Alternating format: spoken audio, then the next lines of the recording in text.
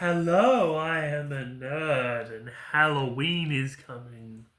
Do you think Halloween is just about costumes and candy? The Halloween iceberg goes so much deeper. We need to go thousands and thousands of years back to before Christianity to find its roots in a festival known as Samhain.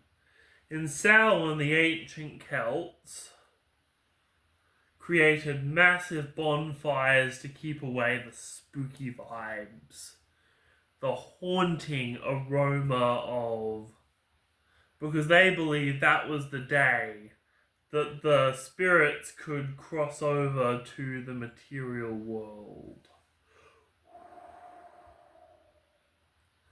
And the spirits crossing over to the material world could hurt humans. So, what's the answer? Disguise yourself as a ghost so you can walk among them. And that's what they did for thousands and thousands of years. Until some doofus named Jesus was born and people appropriated everything he said. The Catholic Church was like, no, no, no, you can't believe in pagan festivals when they came to Britain along with the Roman immigrants. And those Romans, they were pushy, tell you me. The Catholic Church said we can't get rid of Samhain, so we'll have to appropriate it. And so they culturally appropriated the festival of Samhain, turning it into All Saints' Day. Now, Celtic peoples who are deeply rooted in Celtic beliefs could have their Samhain festival in a church-approved manner. But then things get spooky because in the medieval period, we don't know what's going on because we believe in purgatory. And any ghosts that did not go to heaven or hell were stuck in purgatory for all eternity. The only thing that could break them out was prayer. According to medieval church doctrine. So the medieval church was like, so people would like pray for your dead relatives in return to food. The poor people get fed, other people get their dead out of a place that could in some ways be worse than hell, out of eternal purgatory. So yeah, it was a good time for all, but not nearly as crazy as Yule, which became Christmas. Anywho, the festival went on, and eventually, through the potato famine, the Celts of old came to America and spread their spooky fun. They tore down gates. They uprooted plants. They had spooky fun. But the Downer government said, no, you can't do that. But it didn't stop no one from celebrating Halloween. So if Halloween was to survive, it would have to evolve.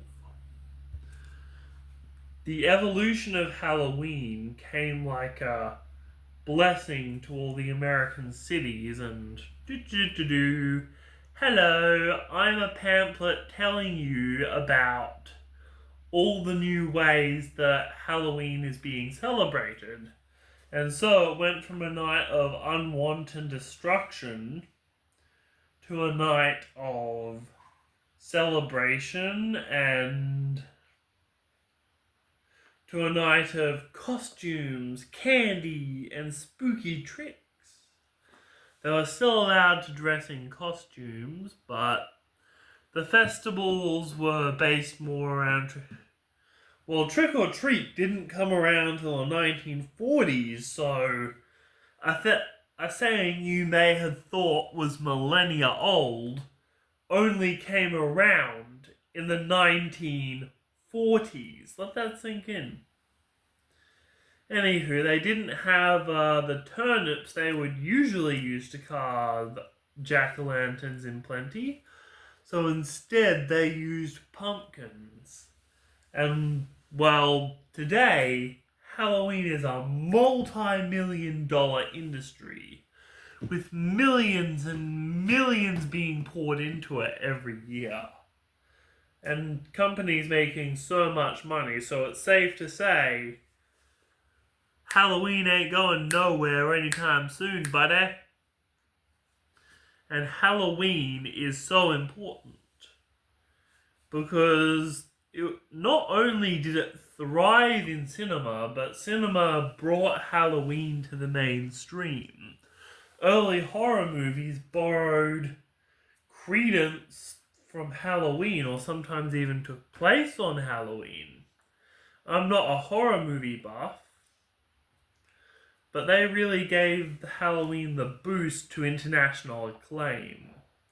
And now I have a mission for you. Steal Halloween from the Americans, my nerds. We will gain it here in Australia, and instead we will carve watermelons.